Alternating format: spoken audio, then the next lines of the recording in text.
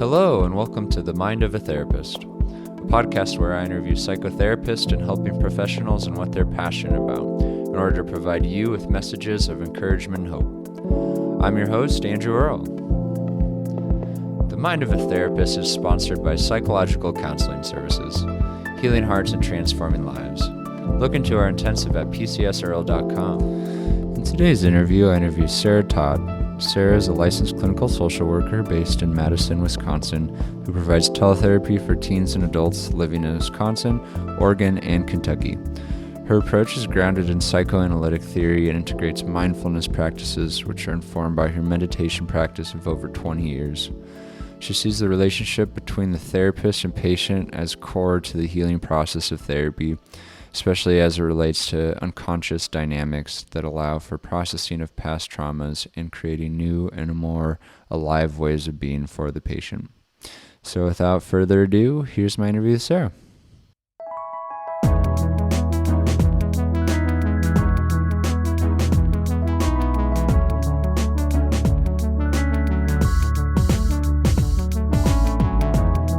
All right, Sara, welcome to the podcast. Thanks for taking the time to be here today. Thanks for having me. The question I like to start off with generally is how do you view change? What does it take for people to change, individuals? What does it take maybe for systems, relational systems, societal systems to change? It's a big question, so take it where you will. Yeah, it's a great question. I mean, as a Buddhist, I think we're always changing. We're always in a state of flux. That's the good news. And we may not realize that change is occurring, but it is on some level. And then I think in the context of therapy, I mean, there are several thoughts I have around change. I think so much of change has to do with choice and agency, and thinking psychoanalytically as a psychoanalytic clinician, I think, we have an unconscious mind is what, the theory that I'm grounded in. And so when we're driven by unconscious motives, wishes, conflicts, fears, and we don't realize that that's happening, there's a way that we can lose choice in our lives, and we find ourselves repeating the same patterns, or getting stuck in certain behaviors, and you will even hear people say, that's not what I really wanted to do, right? Yeah. It's almost like a loss of agency there. And I really do believe that the more we know ourselves, the deeper relationship we have with ourselves, that change occurs in that process. I think change is about desire and knowing your desires and knowing how to go for those. And then I think also because so much of my work is curious about what's happening in the relationship between the therapist and the client. Change is also about what is created in that relationship, what is new that emerges, what is a way that both people experience change within the context of the therapy relationship. You said a lot of good stuff there. So you're saying with the psychoanalytic theory, this idea that we have this unconscious, and these unconscious forces kind of take choice away from us in a way, and that I've had that experience, and most people I talk to, it's I'm doing these things that I don't necessarily want to do, right? Or like you're saying, the desire there. Right. Will you say more about that, the unconscious, how that part of us develops and how it influences us to do things that we like consciously don't necessarily want to do? Right. Yeah, how that part of us develops is a really big question, and Yeah, maybe there's not an answer to that. you know, I think someone with much more training could give you a better answer to that. But um, it's interesting. I mean, one thing that I've been thinking or playing with, and this is part of just a larger maybe current in my life, is just really trying to break out of binary ways of thinking. And I do believe that this idea of a conscious and an unconscious actually is a false binary. I think they're both occurring at the same time. I think there's a way though that the unconscious can be hidden in plain sight. It's always showing up, and so it's not as if it is hidden somewhere, a chest and, locked away in a closet. But there's just simply, yeah, I don't know necessarily how or why, but humans can be very good at deceiving themselves. We can be masters of self deception. And in this idea of the unconscious is trying to speak to the ways that we don't know ourselves, the ways that we don't want to acknowledge certain thoughts, feelings, fantasies, things that are too painful to acknowledge. And so it makes a lot of sense, right, that we kind of have this way of just existing and being in the world that can be really traumatizing. But the unconscious can be known. I'm not sure if it can ever be fully known. I think we're always going to be a mystery to ourselves. And kind of the process is just continuously unfolding and uncovering that mystery. But I really do believe the more you know what you want, the more you know why you do the things you do, the more you're able to think about that. That really is, again, where agency comes and where people feel empowered to live the lives they want, to be their most authentic selves. uh, Rings true what you're saying there for me. Of at times, I have sense that I am well connected to myself. That I got a good grasp on. Mm-hmm. I can't remember if I told you I've been getting into internal family systems and this concept of having different parts of us. I think there's a lot of similarities with what you're Yeah. talking about. But there's times when, I feel like I have a good grasp on these different parts of myself, these parts that have been exiled, these Mm-hmm. unconscious parts that have had an impact in my life.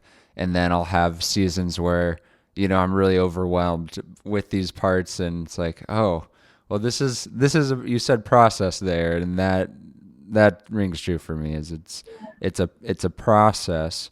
Um, and I love what you're saying there of getting to know oneself is just like this key part of that process and one's experience. And I wanted to track back to, you mentioned you're a Buddhist, and I'd be curious to hear a bit about if you don't mind sharing your religious journey. Did you grow up as a Buddhist, or did you come to Buddhism at some point in your life? Yeah, no, thanks for asking that. I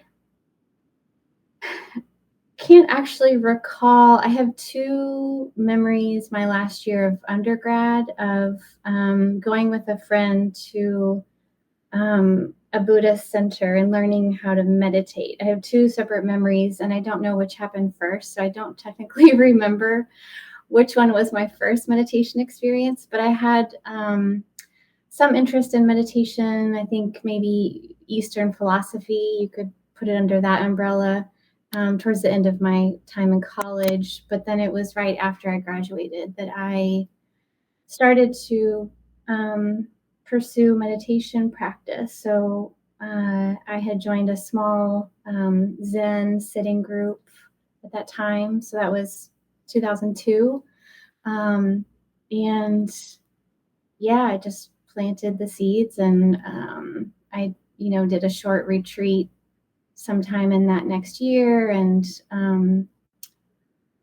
continued to have a meditation practice on my own that was irregular and undisciplined. And but then when I moved to Chicago, I connected with Shambhala, which is a Tibetan Buddhist lineage, international. There's centers all over the world. And I started going to the Shambhala in Chicago. And and that's where I really deepened kind of my commitment to the Buddhist path and to a meditation practice. I'm not super familiar with Shambhala. I've heard of it before. Will you share a bit more about the tenets of Yeah, Shambhala, or what separates yeah. it from maybe other lines of Buddhism? Yeah, absolutely. Yeah, I mean, psychoanalysis and Buddhism are my two passions, my two, loves in life. Shambhala was um, started, I guess you could say, by a Tibetan monk by the name of Chogyam Trungpa Rinpoche. He fled Tibet when he was, I don't know, 18 or 19 years old, and went to India, and then eventually he went to the UK and started to plant Dharma seeds, and then eventually came to North America. And so this was in the 60s and 70s that he was teaching, and just profoundly impacted so many people's lives, and started this Sangha that he called Shambhala, which is Shambhala is one way of thinking about it is that it's enlightened society. So within the Shambhala tradition, I guess there are two important threads. One of that is this idea of creating enlightened society, where we treat each other with kindness and all beings with kindness and respect and love and dignity, and try to wake each other up and live in a society that create a society that wakes us up. But then the other important piece to Shambhala is this idea of basic goodness. So we talk a lot about basic goodness, that everybody has basic goodness, and it's just the idea. It's not even the idea. It's the truth, right? The truth that we are all inherently whole and complete and good as we are, and just really honoring that. Yeah. And I can see how those truths would impact your work as a psychotherapist. Would you maybe speak more to that, of the intersects of your faith and spirituality and your professional work? Yeah, I mean, I tried to really ground myself in seeing and connecting with my clients' basic goodness, and not using this lens of pathology that I think is, kind of can be forced upon us in our training, right? To, only see the sickness, only see the symptoms, only see what's wrong. But instead, I really try to see the basic goodness of the people I work with and their inherent wisdom, and again, that's kind of that overlaps with, I'm sure, many cultures and faiths, but again, a very Buddhist tenet of that we all have the wisdom inside us. We just need to find our way to it. So trying to really be a support to someone and finding their own wisdom, finding their own healing and true nature. And then, of course, in Buddhism, so much of it is about not resisting our experience, really, truly, radically learning how to be with our experience, learning how to feel and know that there's nothing wrong with what's happening. So again, that really is woven into my clinical work, into really trying to support folks in being with their experience, no matter how painful it may be, that there's something important that's happening, and it's okay. There's nothing to be fixed or changed. Yeah. Wow. And that is such an important message, and such a hard practice to sit Oh, with yeah. the intensity Yeah. of the human experience, because we all experience suffering. Edith Eger, Mhm. are you familiar with her? She's Yeah. a Holocaust survivor and wrote a book, The Choice, and I read it about a year ago, and highly recommend that book. But Mhm. she just talks about we can't compare. We all suffer. Yeah.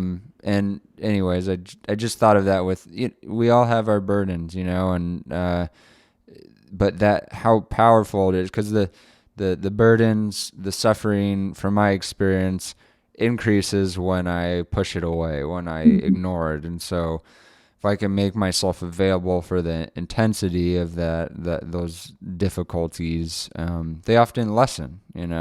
Even when I draw my attention to my body and just notice how I'm feeling in the here and now. I have a lot of tightness that shows up in my Mhm. shoulders, and when I Mhm. bring the attention there, it's just okay. Mhm. And is there a reason this is happening?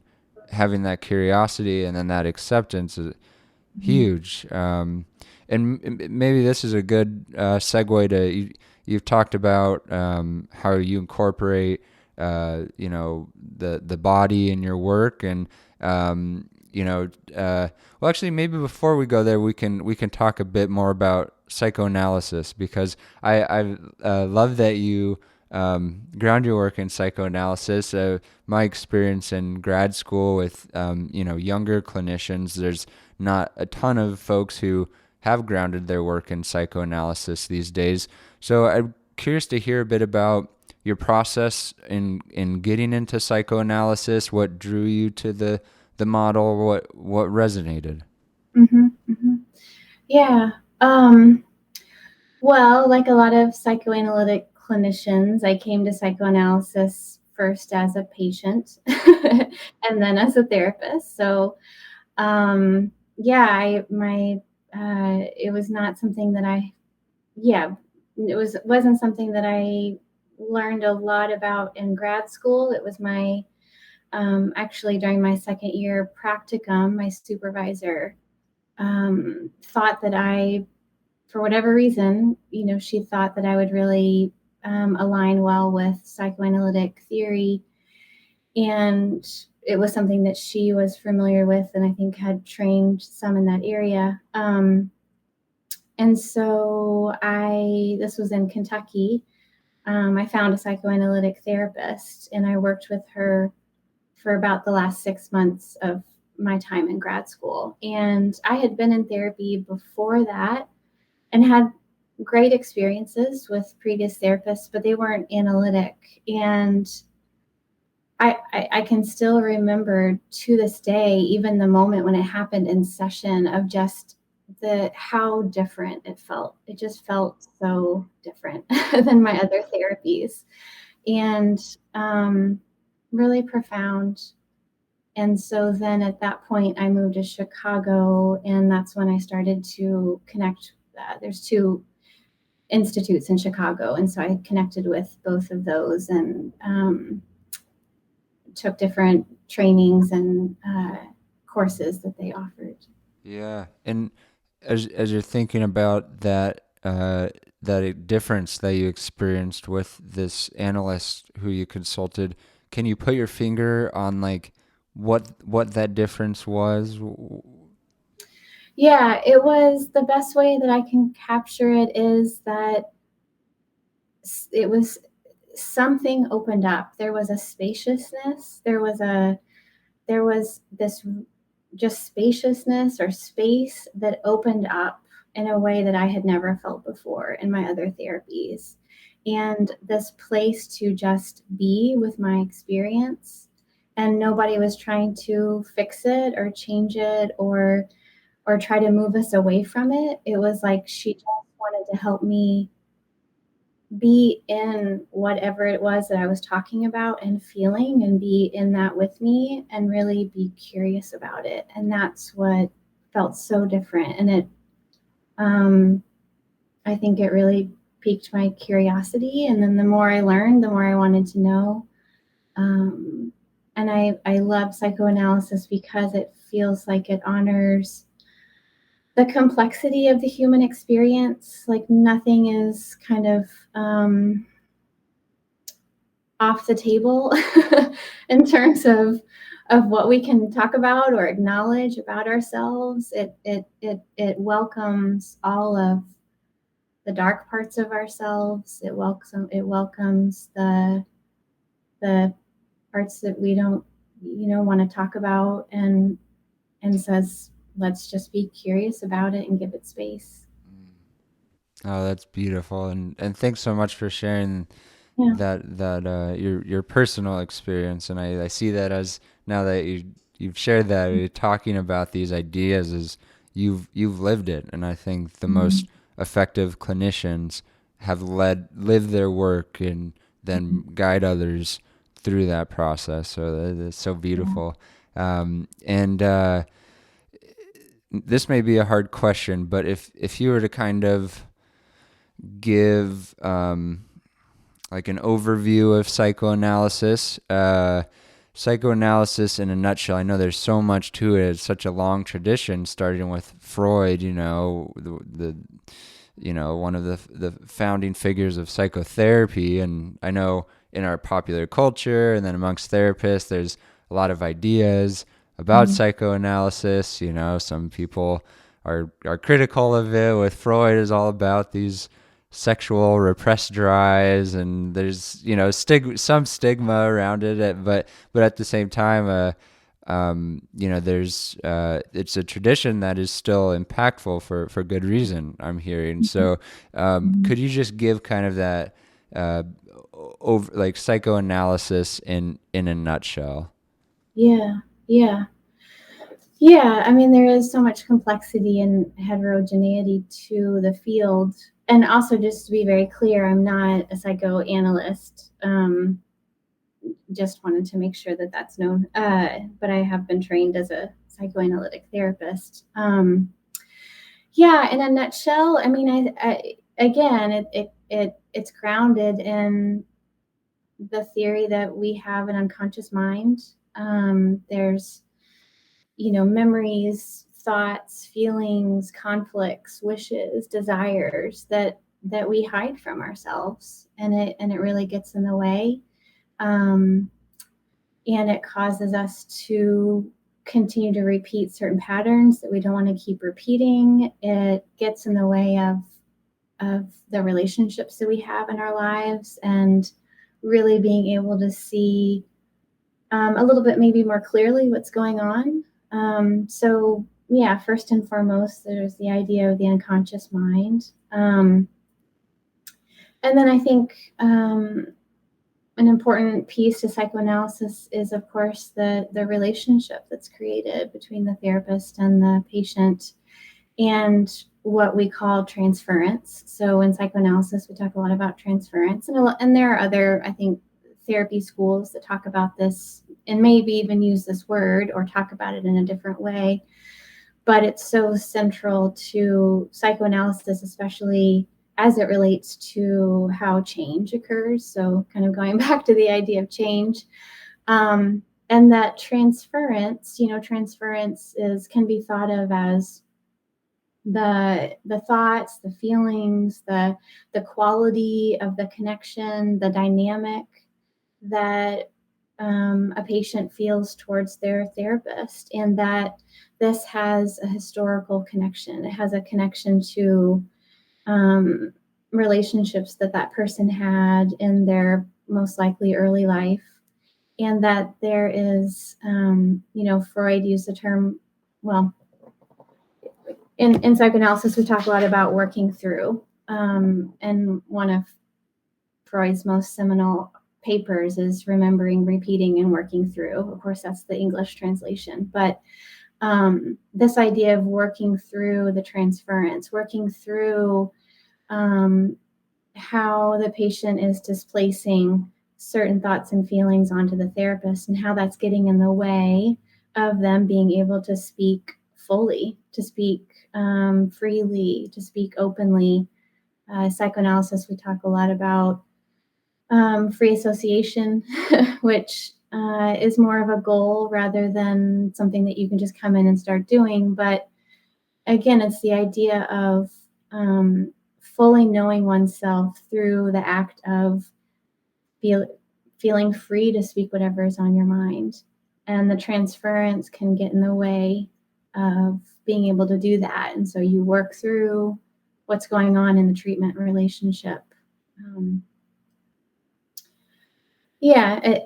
And depending on what psychoanalytic school you're coming from, there's more that could be added to that. But yeah. Well, that's that's a really helpful frame there, and that concept, the concepts of countertransference and transference, and that working through, I think it's really harmonious with most models, most therapists, and so the working through, is that what you're talking about with, as the transference comes up, maybe I have had experiences with a mother who is very critical. This is just hypothetical. My mom's not very critical, but maybe I had these experiences growing up throughout my life, and then I'm seeing you, a female therapist, and I am then projecting, okay,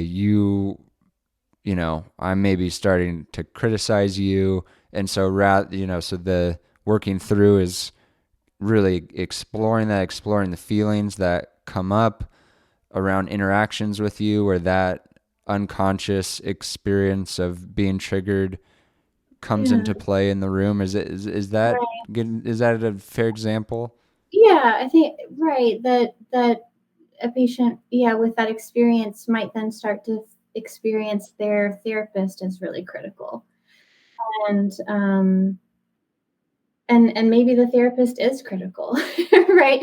It's like there's an element also of validating the patient's experience in that as well, but also like what is the dynamic that may be occurring that's repeating a pattern.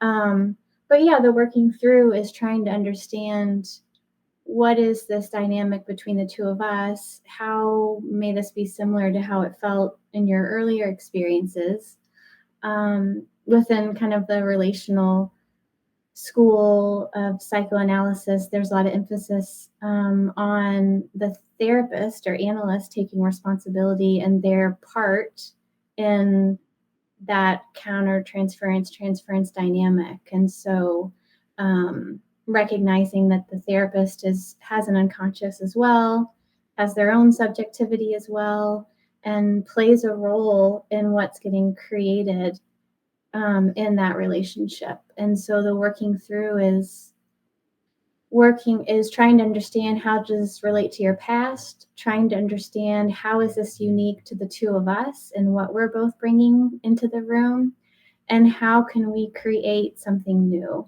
And that's kind of again what I was referring to in the beginning around what is change. There's a lot of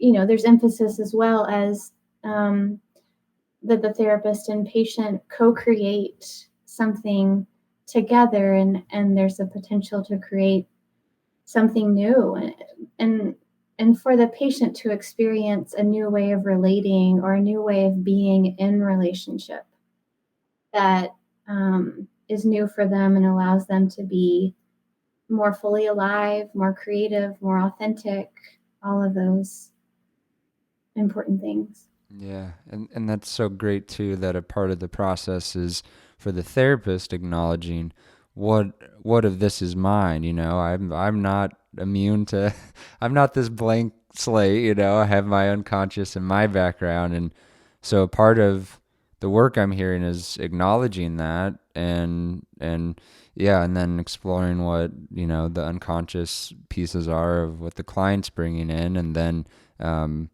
yeah, and then engaging in that working through process to Yeah. move in a direction of change, a direction of newness. Absolutely. Yeah. That's great. Yeah. And then now maybe we get to the body. Would you speak a bit to how you incorporate the body with your psychoanalytic work?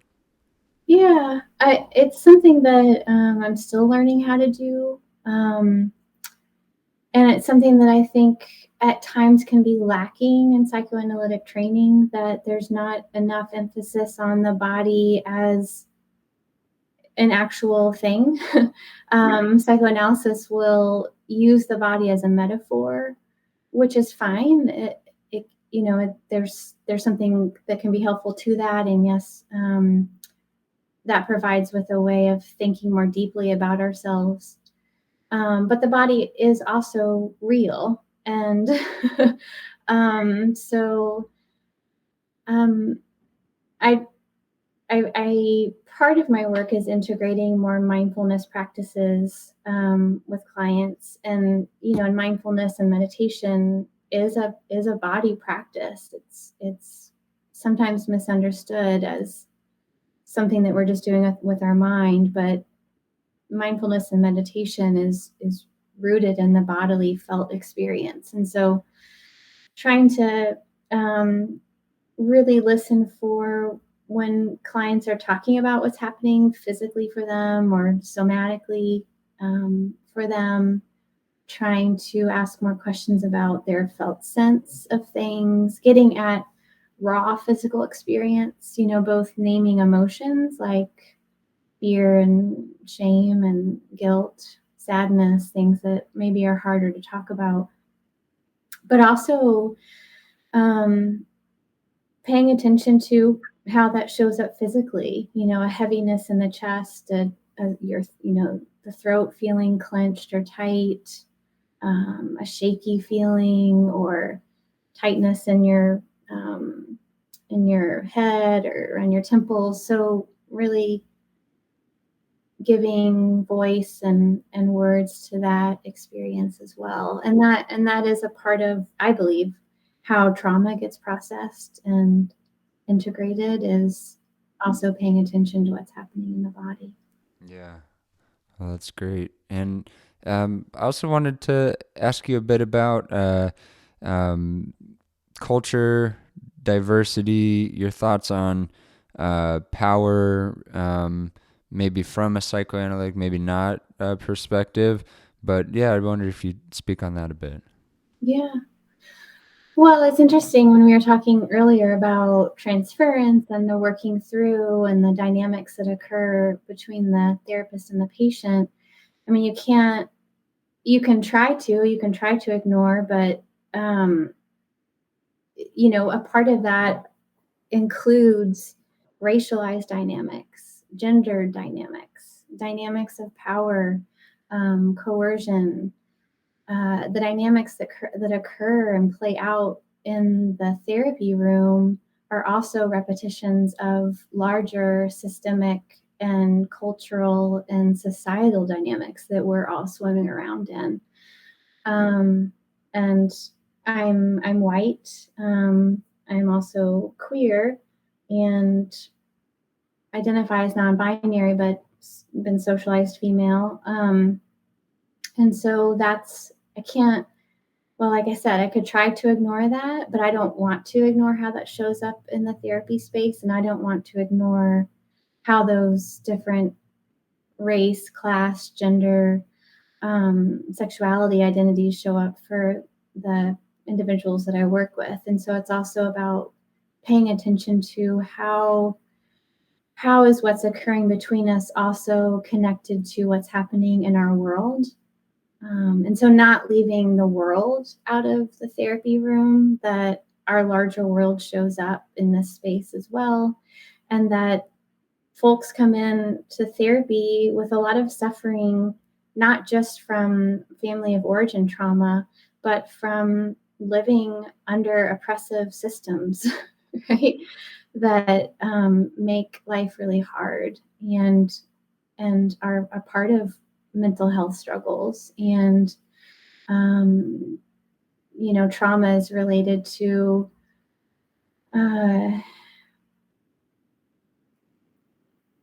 events like genocide, or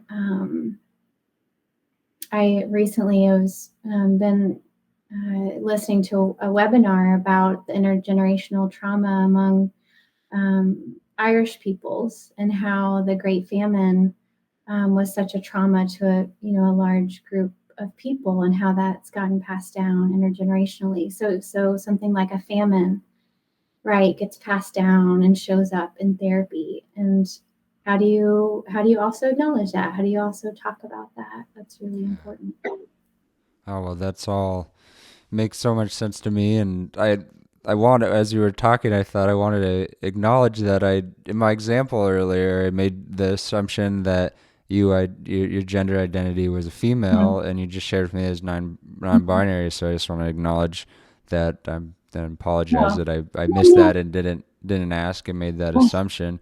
And yeah, I hear you on how important that is to acknowledge the soup we live in, that the society, and then those multi-generational burdens that are passed down through experiences like famines and discrimination, all the isms.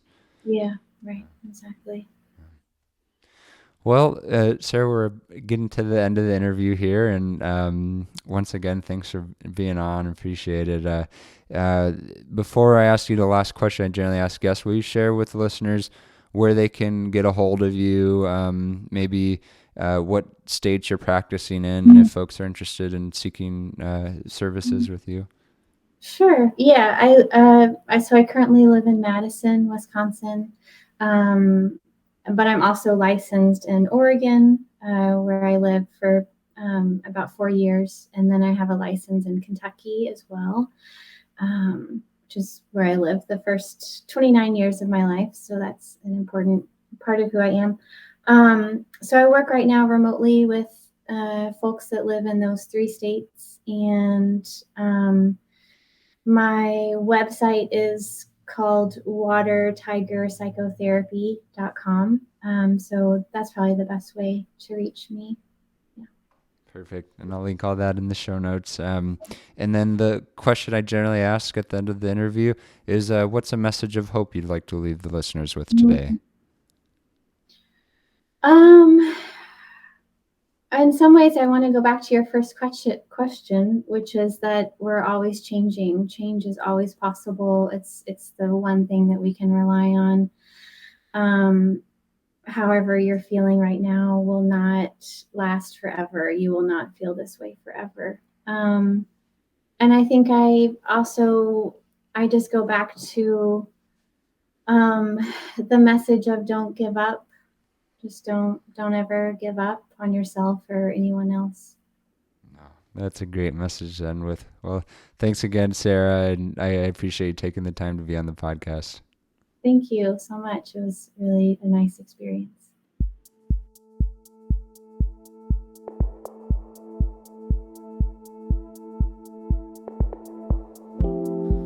Please press the subscribe button, as well as rating and reviewing our podcast.